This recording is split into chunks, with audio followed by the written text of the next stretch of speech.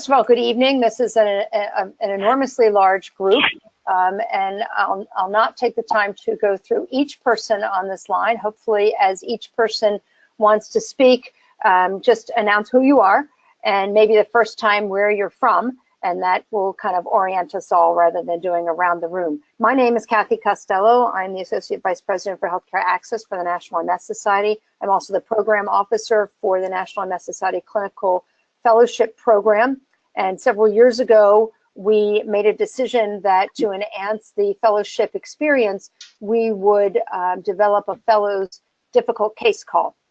And we have often had one or two faculty mentors on the call while a fellow presented a difficult case, and most of the discussion was then between the fellows and perhaps a mentor or two.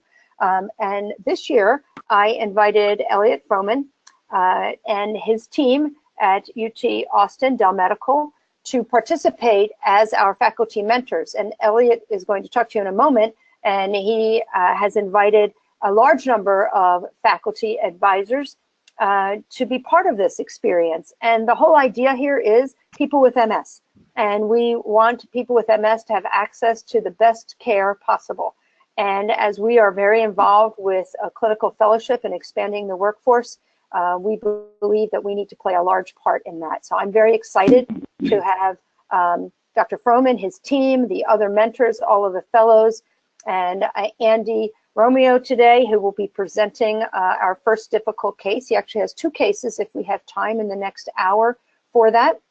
I'd like to orient everybody to their go-to. If you're not speaking and there's someone presenting, there is a little mute button. It's a little microphone, which should, if you're live, it should be green, and it'll go to an orange or brown color if you mute. And you can be on camera by clicking on the little camera. And so there we go. We have quite a large group. This session will be recorded. We will let everyone know where this is posted so that those who are not able to be on the call, you can share this with them and they can participate later. We have a lot to cover in just a short hour. And so I'm going to turn things over now to Dr. Froman for his introductory comments and orientation to a worksheet that was sent out earlier. Thanks, Kathy. Let me just begin by underscoring the role played by Kathy Costello and her colleagues and team at the National MS Society. When I was asked to participate, I think it was at least in part based on my arrival or showing up at one of the patient vignette presentations last year with my spectacular fellow Ram Narayan, who is doing a 3-epoch fellowship at Southwestern, but then also at Johns Hopkins with Peter Calabrese and team, and also the team at the National Institutes of Health with Avi Nath, Gene Major, and others because of his interest in neuroinfectious disease. And I did get a little carried away when I accepted this. I thought the key is that Teresa and I will be on all the calls, but I think there was a little bit lacking from the standpoint of having a broader representation of faculty. And I think, as you'll see in the list, I think everybody who is participating or who's on, make sure you get a copy of that. But the faculty list includes, of course, myself and the boss here, the executive director, associate professor of neurology, and the managing director of the MS program here at Dell Medical School at UT Austin, Teresa Froman. This also includes our neurology training czar, Kent Ellington, also our chief institutional advisor, chairman of neurology, David Patefer. Some of you back in Boston know David from Boston days. He's here. And then a number of other spectacular helpers, assistants, and enablers. Our neuroimmunologist du jour extraordinaire, trained by Larry Steinman, Esther Malamed, our chief program consultant for scientific issues includes Larry Steinman himself, but also Steve Hauser, who graciously agreed to contribute from UCSF. Rob Renneker, professor and chairman at the Department of Bioengineering at UT Dallas. And then our chief administrative czar, Sarah Lombard here. And then, of course, our colleagues at the MS Society. Our collaborative faculty members, some of them who are on, they'll include a number. Bridget Baggert, director of the MS program at Oxner, won't be on tonight. Laura Balser, Professor and Vice Chair at New York University, Scott Davis, Associate Professor of Physiology at SMU up in Dallas, Steve Galetta, Professor and Chairman of New York University, Josh Katz, Co-Director of the Elliott Lewis Center for MS in Boston with Ellen Lottie. I mentioned earlier that they have quite an extraordinary podcast archive. You may want to check that out. Eric Kildebeck, Research Scientist at the Center for Engineering Innovation at UT Dallas. Ellen Lottie, I mentioned, co-director of the Elliott Lewis Center in Boston. Bob Lissack, professor of neurology at Wayne State, former chairman there for a number of years. Shiv Saida, probably I think this is true, Shiv, the fastest transition from assistant to associate professor in the history of Johns Hopkins, where I trained. Congratulations on that. I think that means 5 minutes from now he'll be running the department in the institute. Robert Zavadnov, professor and director of the Buffalo Neuroimaging and Analysis Center at the State University of New York in Buffalo, also known as the BNAC Center. I think one of the most important neuroimagers in the world today. So I think what you're seeing is that this is a group of clinicians, a group of clinician scientists, a group of scientists, all of whom have common interests that are telescoped on patients with multiple sclerosis and related disease.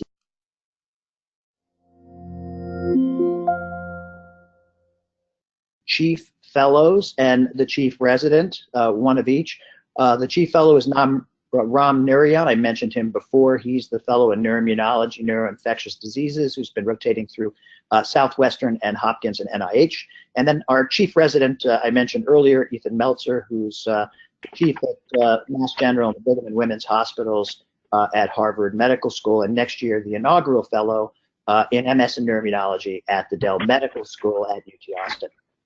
And then lastly, there are 3 grids that I have sent out, again, that we worked on over the last couple of days, Teresa and I, and then Ethan chimed in last night. One of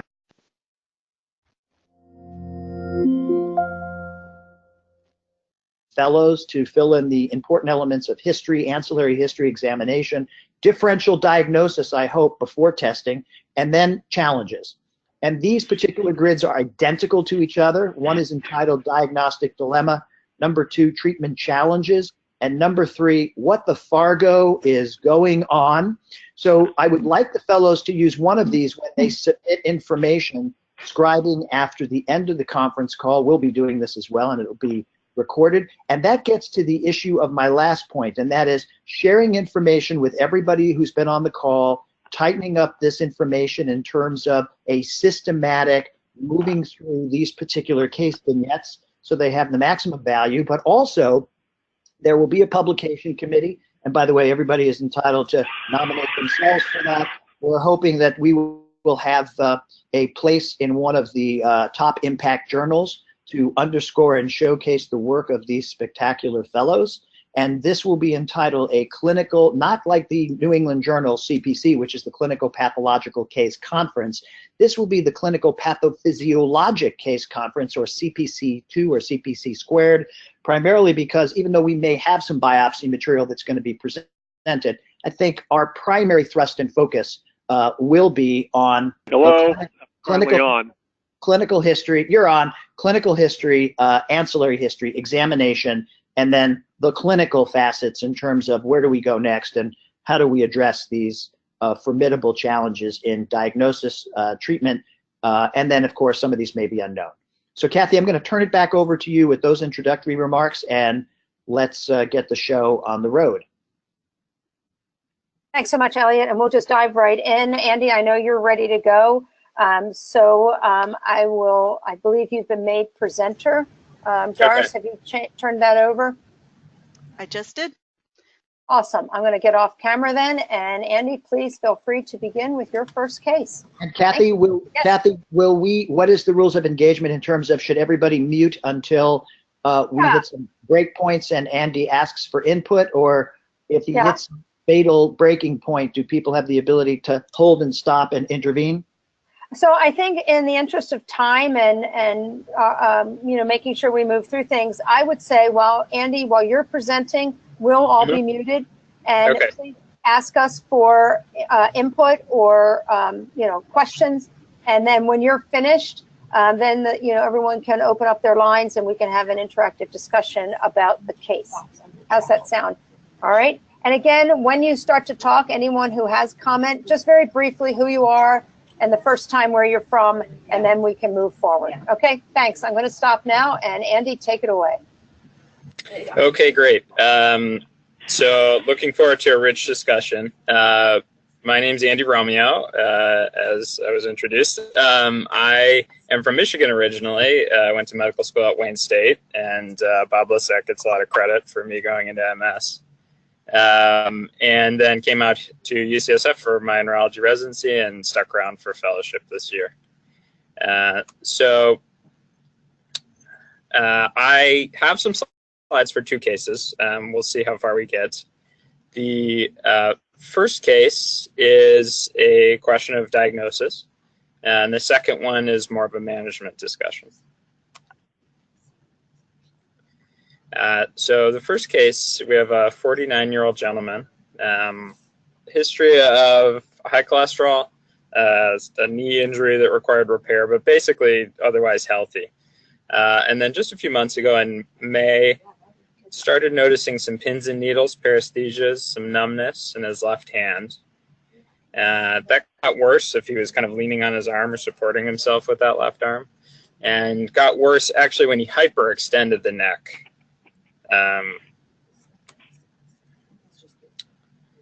And then over the next couple months, the numbness started to spread, began to involve the proximal arm and spread down into the forearm. And then he started to notice some numbness over the right arm, and then some patches of numbness over his chest.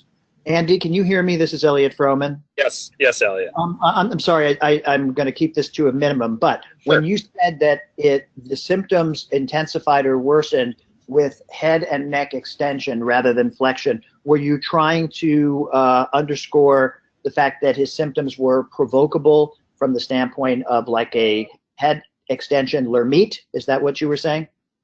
Yeah. I mean, I think classically we think of the Lermites as being provoked by flexion. I just sort of thought it was interesting that, I'm glad you brought that up. There was a beautiful review about 7 years ago in JNNP on the diversity, the constellational spectrum of Lermites, which includes electrical lightning bolts going rostral up into C2, down the back with flexion, with extension, but also lumbosacral Lermites upon getting out of chairs after prolonged sitting. So I'm glad you underscored that. That's a pearl, one pearl for the evening, that Lermite is not specific to a particular distribution of those sensory symptoms. We tend to think of it, you're right, with flexion and then with more of a caudal radiation or distribution, but it can be many different things. And I'm glad you did that. This Bob looks like Joel Auger, I don't know if he was the author, but he had a big paper on that too out of the Vancouver group and pointed out that extension was just as likely to do it as flexion. Beautiful. And Andy, I will send you that paper when we're done tonight. Great. As we were saying, over the next couple months, he had spreading of the numbness over the rest of that left arm and then the right arm and patches over the chest. And then right before he came in, he started to notice some numbness over the posterior thighs.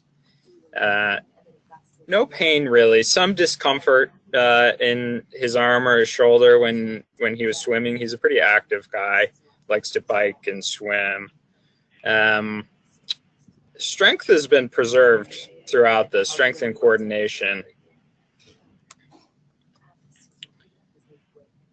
So just a pertinent review of systems, no fatigue, cognitive changes, vision changes, speech or swallow abnormalities, no bowel or bladder symptoms. And his other systemic review of systems was also negative, no fevers or weight loss or anything like that. He just takes atorvastatin. Andy, you were saying that this initially started in the left hand, and I'm assuming was somewhat circumferential in distribution, went to involve the entire arm, the chest, and then you said posterior thighs as if plural, both, bilaterality. That's correct. That's correct. Was the right arm involved as well? That's correct, yeah. After a couple months, he started to notice right arm involvement as well. And the chest involvement was a pattern of, was this kind of like an en cuirasse sort of distribution, like the the shield? Not exactly. It was more Okay. patchy. Okay. I just want to interject if everyone could mute their lines. I'm hearing some background noise. Thank you. Okay, keep going. Okay. No family history of any kind of neurologic or autoimmune illnesses, just a family history of BPH. He's a retired financial executive, was fortunate to be able to retire at a young age.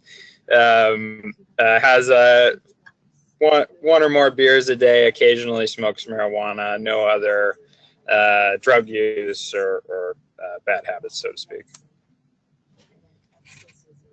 Andy, what was and this so- Esther Malamed from UT Austin? Quick question. What was the cultural background for this patient? He's a Caucasian gentleman, has lived in California his whole life. He's 49 and he's retired, but what year did he retire? How old was he when he retired? Was he 30? No, he was probably like 47. Okay. And what was, you said an financial executive, so he wasn't out in the field, wasn't involved in anything pertinent or interesting in terms of the job. He was primarily in the financial office. That's right. Yeah. He enjoys camping. I think he goes hiking a bit. So he's outdoors some. Yeah, camping mostly on the West Coast or in other parts of the country where yeah, as far as I know, mostly on the West Coast. Okay. All right. Proceed. Okay, so I'll jump into his exam. His vitals, kind of general exam, cardiovascular, pulmonary, abdomen, all normal. Has a normal mental status. Normal cranial nerves. He has full power throughout, very fast finger and foot taps, no pronator drift. So the sensory exams where the money's at here. By the way, going back to the face for a second, the fact that he's got neck extension, Lermite's, it's pretty high up. Let's just underscore and remind everybody that the sensory apparatus and the Lissauer's tract into the substantia gelatinosa, at least for pain and temperature, extends down in the trigeminal tract system as low as C2 to C4, but yet we didn't really have any. So this is going from pars oralis, pars interpolaris, pars caudalis, the sort of onion skinning pattern in the face. But we didn't detect anything like that, even though we suspect there was something in the neck with extension of the head, and but the face was really preserved. That's right. Okay, very good.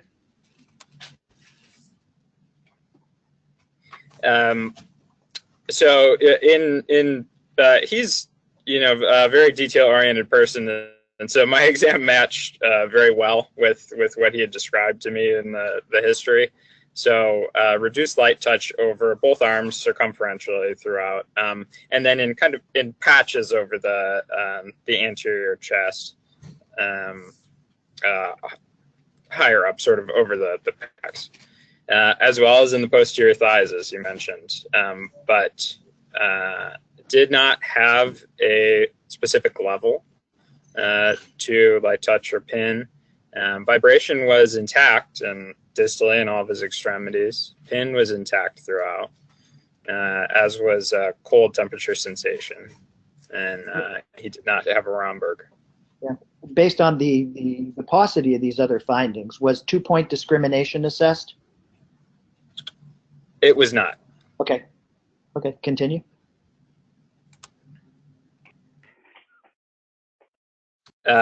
He had normal reflexes throughout the arms, maybe a little bit diminished left Achilles, but otherwise normal plantar reflexes. Patellar. And then the plantar reflexes were down going bilaterally. No Hoffman sign in the arms. And he had a normal cerebellar exam, normal gait exam, very brisk, narrow-based gait. Sitting up on the table, there was no evidence that he was slumping or there was weakness in either obliques, rectus, or posterior paravertebral muscles. In other words, his core looked pretty good. He was quite upright. Good.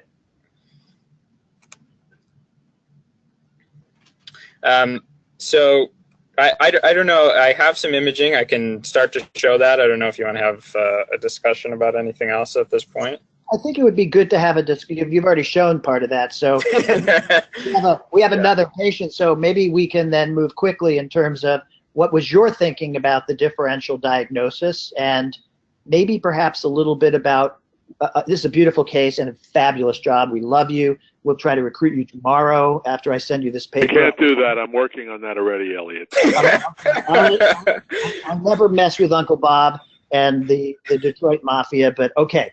So maybe you can tell us what you were thinking when you heard the story. And I feel very confident in you, Andy, that you're probably going to have a lot of consensus among those listening. And there's always surprises, but go ahead.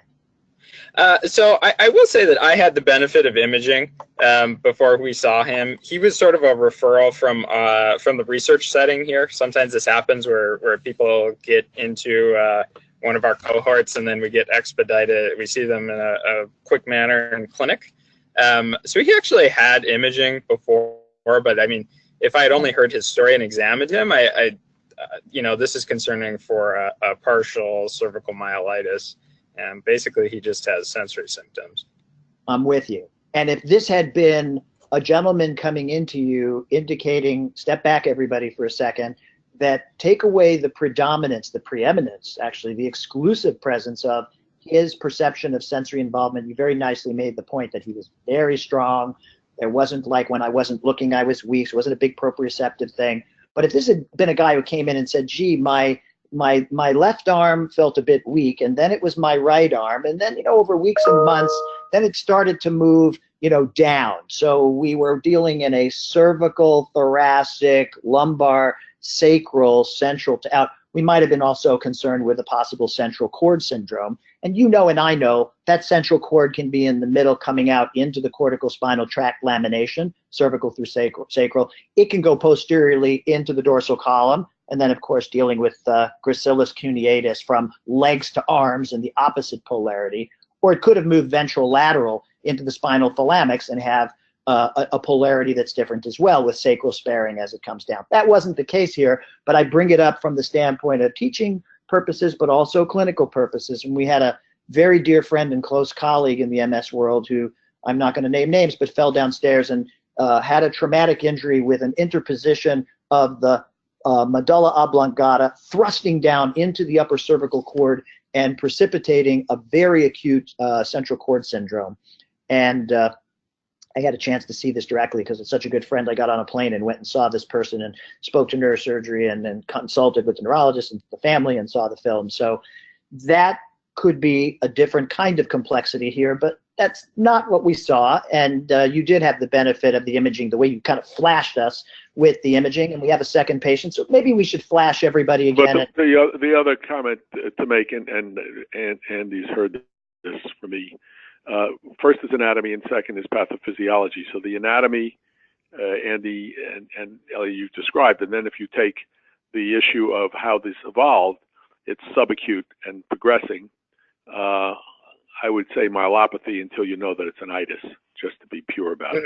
And I'm glad you brought that up because at a great institution on the West Coast, a bit south of you, UCLA, and I was down there and there was a patient who did not speak English, was Vietnamese, and they flashed a lesion to me when I came in because my grand rounds ran over and there were a lot of questions. And Bob, I wasn't to blame in this one. And I had meetings in the afternoon. I canceled them all. And the lesion was from the cervical medullary junction, almost as low as the conus. And there was an argument being made at the time as terms of this might have been the first sort of chronic NMO. And then when the daughter was there interpreting the history about the annual family get-together and the 65 distinctly different dishes that were brought to her house, the patient, and she not only tasted them all out of respect, but there were 5 that she fell in love with and ate so much that throughout the day, she later described, as she did here at the Grand Rounds, there was an ascendancy, not only subacutely, Bob, but relatively acutely as it was moving from the umbilicus up, up, up with each of these, I'm assuming, very large ingestions that were causing a splanchnic steal. And before I left, I said, I think this is a new kind of NMO. It's called not NMO, but I would definitely be careful about getting segmental angiography. I got on the plane, and when I landed, people said, well, how did you know? I said, I don't know anything. The only thing I know is I'm madly in love with my wife, and it turns out she had foie and agenouline. She had these vascular malformations due to the Steele phenomenon. I'll stop. Bob is exactly right. Where is it? What is the nature of the problem? That what I just gave you is an example of some pearls that should really make you think. If you think you have the first case of chronic NMO, I know there have been a few that people have talked about. Even Brian Weinshanker thinks he may have seen some. Maybe the history was clouded. There were acute events and maybe some superimposed chronicity at some point. Be very, very careful. Bob will be the first to tell you that no better way to sink careers in shallow water than claim to have answers for new diseases, the cause of the disease, and the cure for the disease. We may be getting close to that, by the way, but be careful. So Andy's got these very pretty pictures for us here. Yes. So let's take a look at the images. So on the sagittal T2, we can see to the left. On the left. We do have some scientists on the line that may not be used to looking at these images all that often. So it would be great if you could point out where we are and that large cervical fat pad posteriorly as well, which looks very interesting. Yeah, go ahead. Yeah, if that were in the lumbosacral spine and somebody was telling me they were getting neuroclaudication, it took 5 to 8 minutes to get better, I might call that epidural spinal lipomatosis, but keep going. So we see a somewhat expansile lesion here in the cervical cord, roughly C4 to C7. Andy, could you count? This is our first inaugural meeting. Could you count us down from the Pope's mitre hat at C1 and C2 and bring us down? So 1, 2, 3, 4, 5, 6, 7. Thank you. It's not projecting as well as I might like, but I can tell you that on the axials through these levels, it does appear to involve portions of the gray matter as well as dorsal white matter. Yep. And on the axial, for the scientists or the non-clinicians if you could go back one, if you imagine cutting the head off and then coming down where you have your arrow, there we go, there's dorsal, and then you're coming ventral, there you go. And it looks a little powdery. If you look at the ventrolateral segments of the cord, very front, ventral, you see how much darker it is, and then we have this kind of relatively nice circular area that's hyper intense right there, yes, and a little bit of brightness in the center. And yeah, so when we see this, these are obviously T2 water weighted signals, so we tend to think in these cases, more water, inflammation, gliosis. Obviously astrocytes are pretty plump, filled with water, so all of the various histopathological compositional contributing factors to water, which is extracellular water, astrocytic, demyelination with increased space, and of course remyelination. As oligodendrocytes wrap and remyelinate, they drag extracellular water. So those are each and all of them, not the complete list, but a pretty good list of causes of hyperintensity on flare or T2 weighted signals. By the way, you talked about it looked better. Do you have a sagittal stir, short tau inversion recovery on the sagittal for us? No, I don't. Conspiguity is perfect here, but as you know, sometimes in more subtle lesions, that sagittal stir, it can also be very grainy, but it tends to be important, and I've had neuroradiologists tell me it's not, but they're wrong. And so our sequence on the sagittal would include T1 with and without, the T2 sagittal like you have, but also the sagittal short tau inversion recovery or stir image, which is extremely important. There are times when you just don't see it unless you're on the stir. This is an obvious one. I don't know if Bob Zabadinoff is listening to this and may want to chime in, but keep going and let's look at the rest of the sequence. Okay. So next up is our contrasted imaging. And so we can see here that the lesion is partially enhancing, and it's mostly in the dorsal part of this lesion that we have gadolinium enhancements. Would and you these are just before you show that axial, would you characterize that just on the look of it as being predominantly leptomeningeally based, Andy? Or it's hard to tell? It's a little hard to say. Yeah, it's Okay. a little hard to say. It Fair probably enough. is both. It's probably both. And I only ask because I've had patients over the years. We published this in the archives years ago with one of my colleagues at Mayo Clinic with a stretched out piece of bubblegum looking enhancement that was leptomeningeally based that had a larger extent in the axial on the T2 and the stir, kind of like what you showed on the preceding images. And this lesion 3 months after steroids in a young African-American woman who had hyposthesia from the nipples down to the anterior superior iliac spine came back and was clinically better. It had resolved, but the enhancement pattern persisted. It actually persisted for a few years. And when she got follow-up imaging, we always asked for the high mag axial, but they did low mag and included the liver and spleen, which showed multiple holes, which was part of the clue. She got a bronchial wash. First time around, didn't show anything, normal ACE level. The second time around, an ACE level of 185, pretty big ACE level. Bronchial wash showed non-caseating granulomas, and she ended up having that spleen removed, which confirmed her diagnosis of neurosarcoidosis. And when she got treated with infliximab or Remicade, after a few years of trying in a number of different ways, because she did have active pulmonary disease as well, which we were managing, the infliximab really exacted remission on both the neurologic and the pulmonary disease. And it had a look just like this. I'm going to send you that paper as well, Andy, so you can take a look and see if you confirm or refute at our next meeting. And you think for yourself. You're allowed to do that. And I will send you the sarcoid paper as well. Well, because we have data if you looked at the slides further on, but the Mayo Clinic group, Brian Weinshanker and the crew, have been talking about sarcoid in the cord, and what they've noted is it can be anything. But if you see this pattern, the dorsal part of the spinal cord and the overlying meninges enhancing, or what they like to call the trident sign, that is almost always sarcoid. So sarcoid can be anything, but if you see this or that other pattern, they feel that that sarcoid becomes the overwhelming possibility. And I'd like to make another comment about Bob Lissack and Roger Rosenberg. Let's remember that Bob was the editor of JNS for I don't know how many years, and Roger Rosenberg, of course, of Archives and then JAMA Neurology for many years. And now, of course, you know, Andy, that you have Andy Josephson up there that's taken over the realm of JAMA Neurology. These guys have read everything. They know every sign. So I thank you for that, Pearl.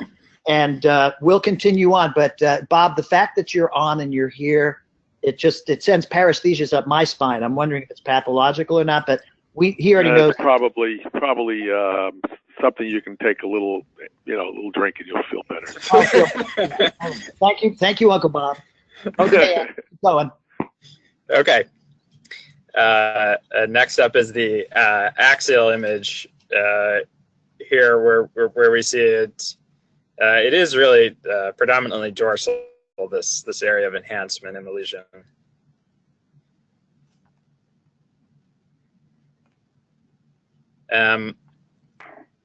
And so I believe that's it for imaging. I'm wondering if others have any thoughts at this point, just based on what we've seen so far. Esther, Josh, Ed Fox, you guys are all on. Any comments? You just in consensus or anything else that we'd be looking at before we hear what Andy did in terms of whether there was any other diagnostic studies? I don't think there are any major surprises. We're going to see what he has to say, but what was done therapeutically, I think, would be extraordinarily timely now. But any other comments from the field? I mean, just stepping back, you have something that's subacutely progressive. It's a myelopathy, and now you have a large spindle-shaped lesion that enhances. So you have something that's inflammatory / infiltrating, and it's not behaving like an acute demyelinating lesion. So you start to think about granulomatous disease or a tumor is high on the list of possibilities. And thank you for that. Mentioned. And even though it looks beautiful from the sagittal up and down, looks can be very deceiving. I think this was what Uncle Bobby was getting at, and I think your comments underscore it beautifully as well. And it may be there's no gotcha on this, but You do have to think that way. That's extremely important. So I thought that was extremely important. Anything? And I would just, yeah, I guess I would just, this is Esther Malamed, I would just add the great mimicker lymphoma to not be forgotten in the differential diagnosis of such lesions that look very typical for sarcoid. And we've seen Alex Sellis had a patient with crypto in the cord, but it wasn't this peripheral dorsal pattern. It was more central and pan, and it was thoracic by chance. Mm-hmm. And might have had some cavitary changes from degenerative, very, very destructive disease. Okay, Andy. Okay, so our patient had a lumbar puncture in the midst of getting his imaging, or shortly after, I should say. Sorry, that's a typo there. But there was, I think, in one tube there were 4 cells, in the other there were 3. Oddly enough, they didn't give me a diff on it. With a little bit elevated protein, 84. No, I didn't provide the serum glucose, but that's normal. It's within the range of normal for the CSF. Was this spinal fluid taken before or after the intervention of any therapy? This was before any therapy. Okay, and I'm assuming coming right next, you're going to show us the NMO IgG. So the rest of the CSF profile, no oligoclonal bands. And on our serum testing, indeed negative aquaporin 4 antibody, and a few other metabolic things that were sent that came back normal as well. Could you make one comment about the copper for the trainees, but also for the old farts on the line who are also trainees? We're all trainees. Can you maybe make a comment about copper, and maybe that paper on denture cream, copper. Polydeath. The plaintiff lawyer special. So copper can mimic a B12 myelopathy, and then the denture cream is because of the zinc. Excess zinc actually causes a copper deficiency. There you go. It's a yin and yang. The Mayo Clinic series on that they had 2 cases, however, that were where the copper was down and the zinc didn't do it. So that may have been a question of ceruloplasm and so forth, as opposed to dietary too much zinc and therefore drives down the copper. Now on the West Coast, of course, is how they treat Wilson sometimes. Yeah, in the West Coast, in San Francisco area, there are a lot of young folks, mostly young women, who love those zinc tablets, and they recognize they can eat 20 to 40 of those things a day and say, "Oh, I'm so healthy. I get on a plane, I eat 10 of them," and then they're getting numb and tingly, and they think it's their tight shoes with the 5-inch heels. I wish I could wear 5-inch heels, but anyway, they think it's the compression of the digital neuropathy they're getting. But some of these have been identified as being hyperzincemia due to oral ingestion, not just the denture cream myelopathy, which was originally described at UT Southwestern by the neuromuscular group. I think that was Sharon Nations and Rick Barron and Gil Wolfe. And they also, the same people out in the West Coast area when Gareth Parry was out there were gobbling buckets of B6 too, but that's another tingly in the feet. That's right. And usually, again, young women for PMS, something is good, more is better, and they ended up getting a toxic axonal neuropathy, which very nicely resolves when you identify the problem and you stop paroxetine. So, okay. And we've seen some dramatic nitrous oxide myelopathies. Yeah, I'll bet you have too, yeah. We had a dentist in Dallas who came clean with his huffle, tied up his cobalamin. Yep. Okay. Okay. Next. A few more serum tests here. Low titer ANA with a speckled pattern, and otherwise normal. A few infectious studies there that also came back abnormal. Bob, do we still think about 30%, 35% of MS patients have incidental ANAs? Yeah. Yeah, okay. Yeah, the original paper when Paula Duffy was still at UConn, she and Jim Donaldson, they used the old system where, positive was important and 1 to 10 or greater was off the wall. With the newer ways of doing the last 20, 30 years, with larger nuclei, so it's a little different. But the person who did the follow-up study to that when he was still at Rochester was Dave Matson, who's now at IU. And Dave reported even up to 1:320, but 1 to 80 and 1 to 160 is pretty common, and they're usually speckled or fine speckled, which can be anything, but speckled doesn't carry a specific diagnosis the way rim or homogeneous or nucleolar or centromere do. So for those on the line who are wondering why did Andy stop because Andy's a really smart guy, and there's a reason why you don't see anti-double-stranded DNA, and you don't see anti-Smith, which is only 20% sensitive, but very specific, nor other assessments. So he wasn't buying any of this. And remember that diagnosis is still a clinical diagnosis. These laboratory assessments are supportive, but so I imagine that criteria for lupus or other collagen vascular disease was not strong here. So I'll stop and go ahead and proceed, Andy. Okay. So, and I put in a slide here for opportunity for discussion if there's anything else we wanted to talk about in terms of the differential. We had a diagnosis that we sort of jumped on the workup for that's already been mentioned, and I can keep going if we'd like. Keep going, because I know we have another patient. Okay. You might be able to, at least to the basic elements. So go right ahead.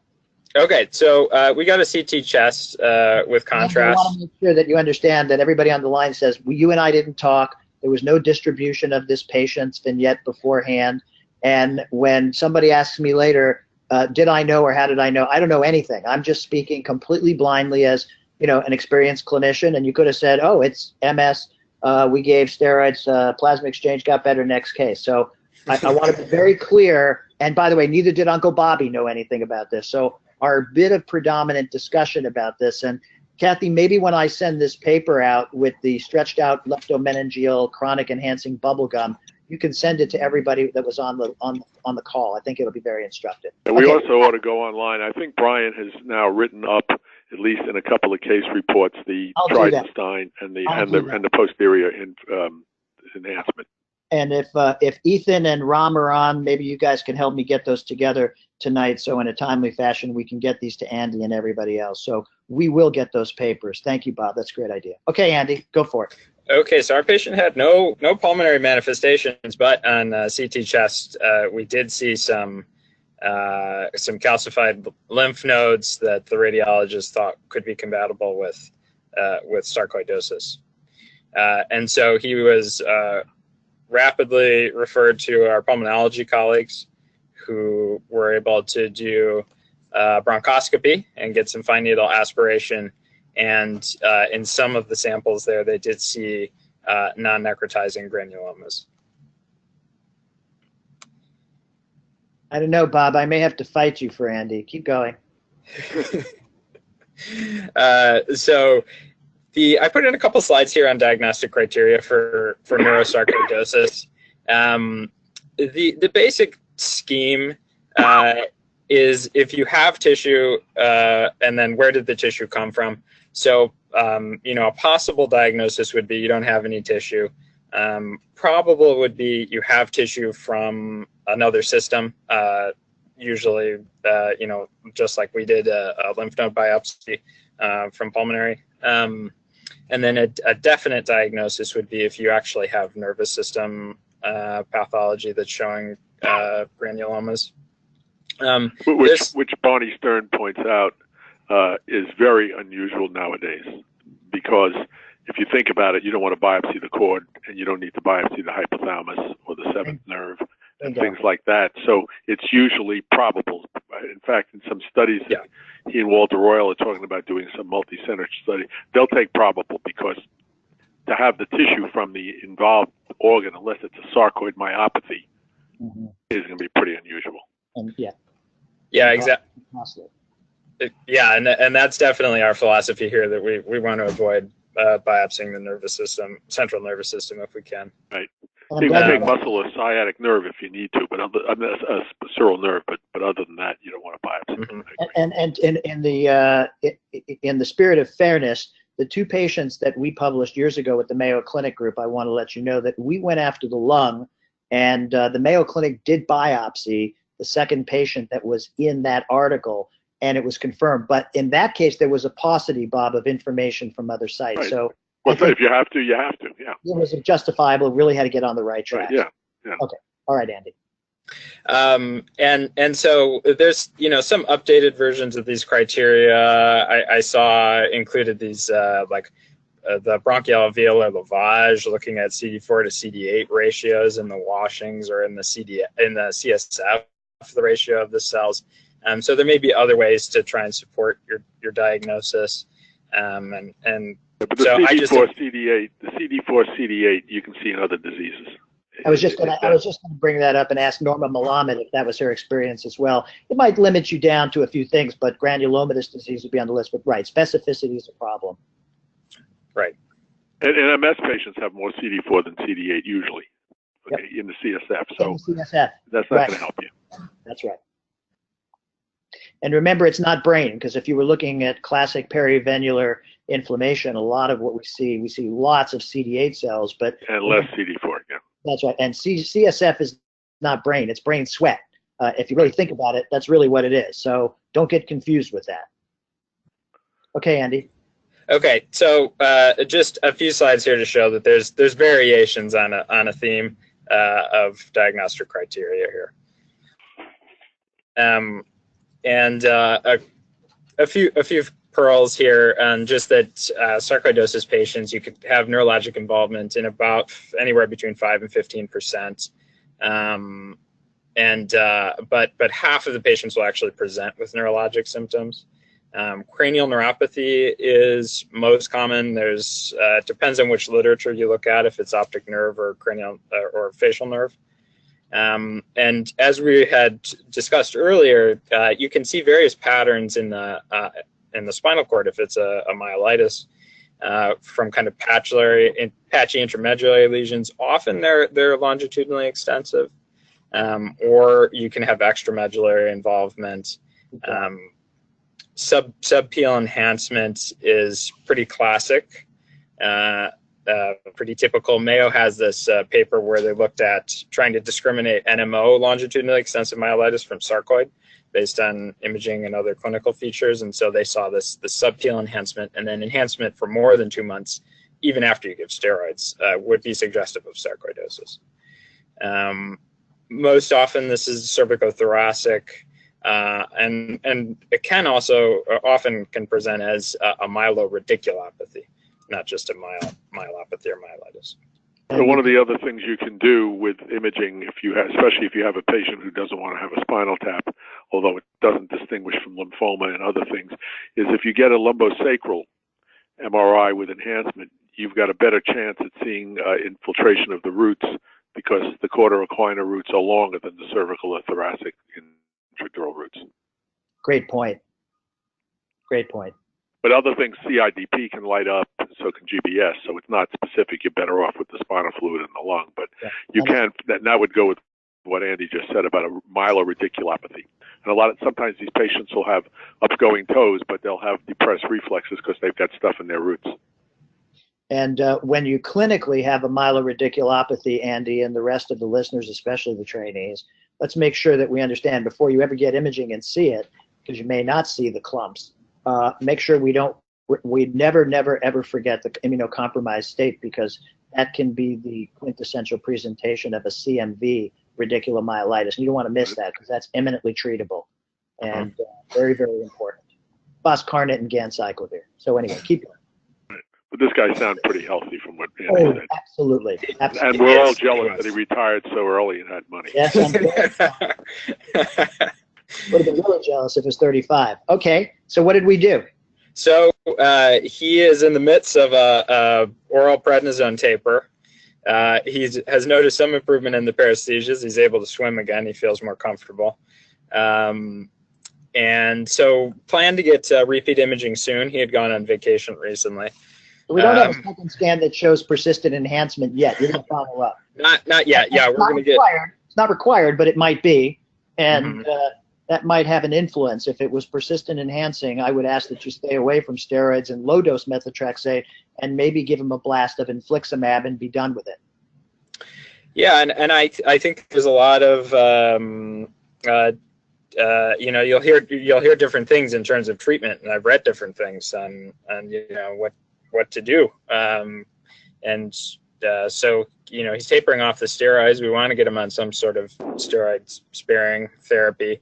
And the thought, infliximab, but this might be a remission-exacting experience with some of these biological agents.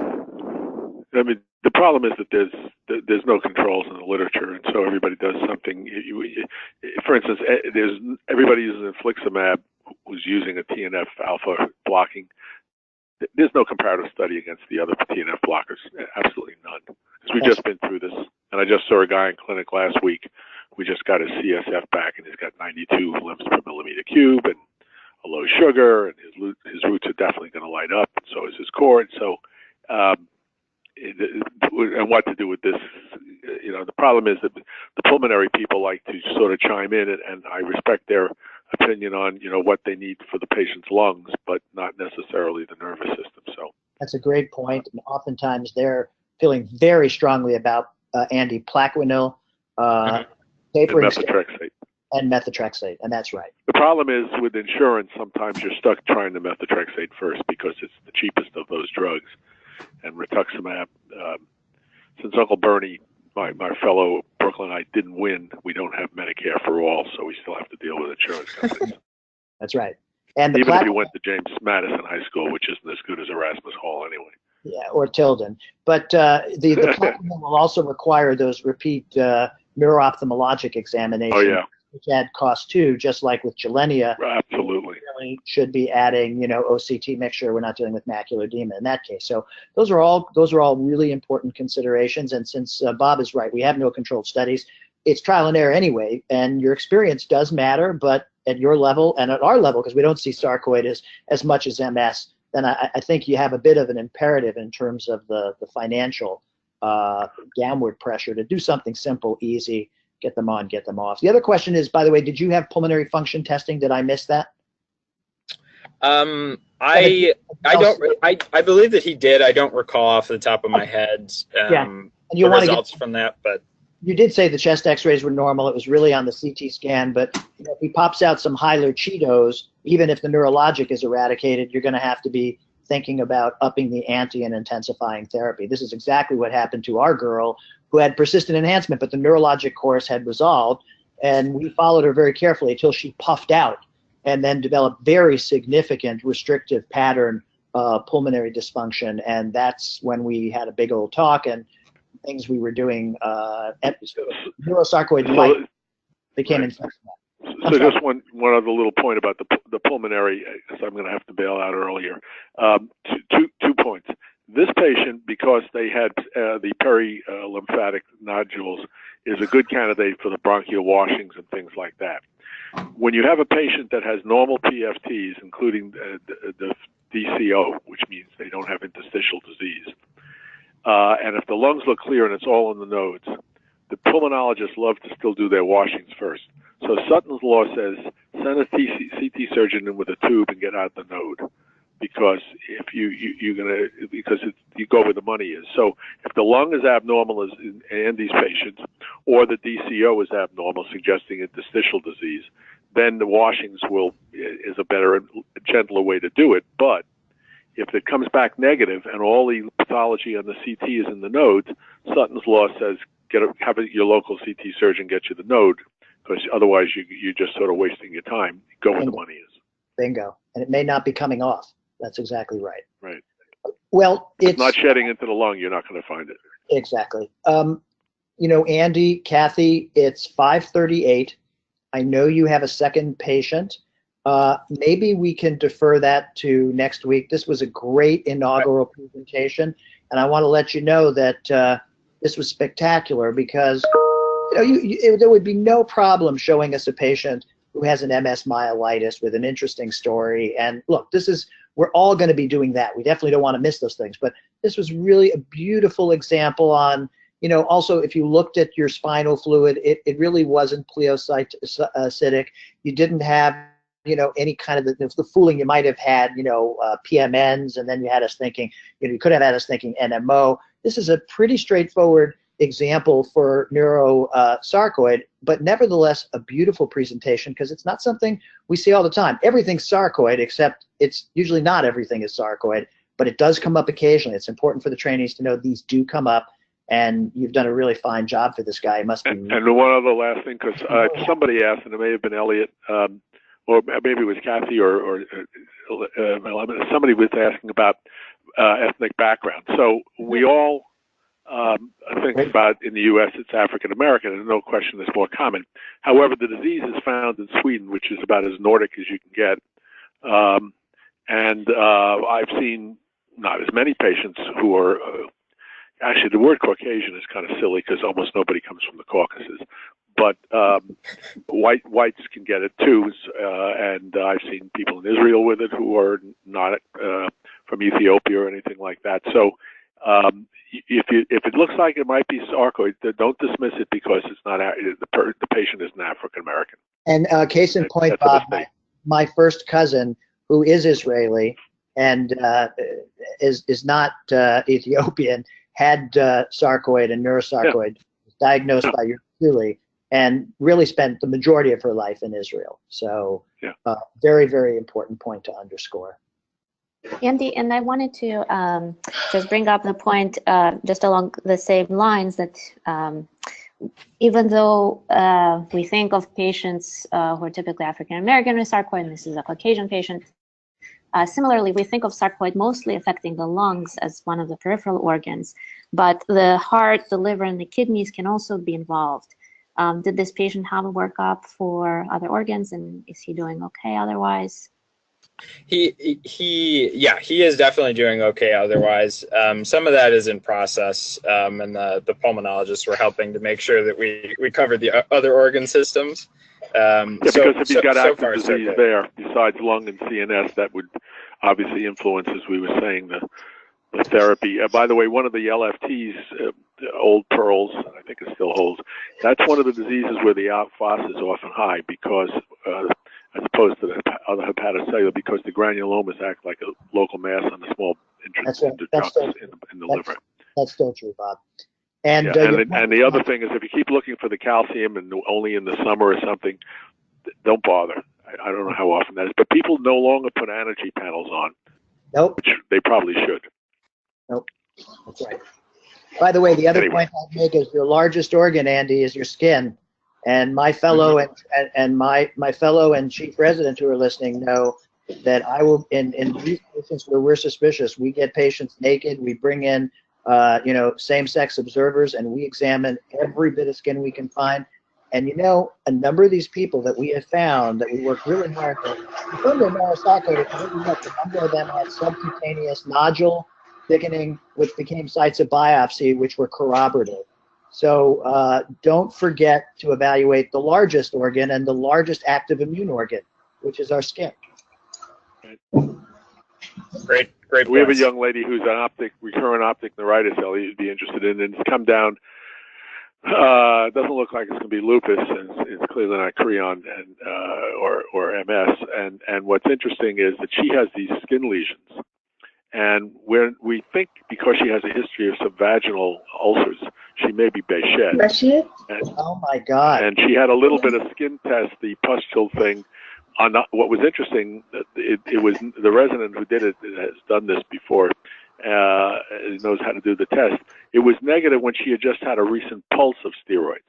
And on low maintenance, the test was now positive, but we're still waiting for the dermatologist to biopsy one of these little lesions on her face to see if it still could be sarcoid. Bob, this is not a XY testicular feminization female, right? No. Because I bring it up for the group because we know Behçet's or silk route disease is one of the few of the immune-mediated diseases which is predominantly much more common in males. Maybe the 90%, 10% was a little bit high, but it is, and it's been seen and described in women. But my question is always, is there something strange about this woman, like others we've seen? No. Okay. Nothing in particular. Very good. Okay. Well, if somebody, we'll see. I'll let you know when we finally find a dermatologist what he or she finds with the biopsy. Yeah. But the vaginal, the problem is you can get ulcers in lupus as well, but I don't think she has lupus. That's right. Right. But if this person develops something that looks like a paraneoplastic syndrome, never forget the undescended testes in an XY TFM. You will get burned in a major way. And she's doesn't. appear to be that any obvious dysmorphism that would suggest that. I think that was the only diagnosis I made on the series House in the 8 or 10 series it was on, was the young, gorgeous model who ended up having a perineoplastic syndrome from, I think it was a seminoma of the undescended testicles in a TFM female. So there you go. I think I'm going to take chair prerogative, Kathy, and stop now. I think that's fine. Andy, you get a big round of applause. This was fabulous. Terrific, Andy. And great. Thank you so much. Thanks. Not Bob and surprising. Elliot. Not surprising. Those who know him. Yeah, Thank you, Bob. you know. And we'll be sending out those papers. And Andy, I'll be in touch directly with my colleagues on the publication staff. And the next step is, I'm sure you've been very busy and you've written before, but this will be writing for a CPC2 section in one of the journals. And Bob's made some very good recommendations recently. We hope to sew that up. So I want to stop now so people can get back to doing what they're doing tonight. But this was really fabulous, really terrific. Great inaugural presentation. I hope they're Great all idea, by the way. Great idea. Thank to you do so well. this. Thank Kathy and Yep. And my wife for the permission, and all of our colleagues who have joined us. Yes. Indeed. Thanks, everybody. This has been a All great right. call. Thanks. And have a Take care, great Kath. Andy. You're a champ. Thanks so much. Let's Thanks for the opportunity. let's remember All who right. Take care, everybody. let's remember who the most important beneficiary is here. It's the patients and the families we take care of. That's why we went to medical school. That's right. Absolutely. That's right. Thanks, Elliot. Thanks. All right. Kathy. Take care, everybody. Good night, everyone. So long. Thank you. Bye. Good night. Good night. Night. Good night.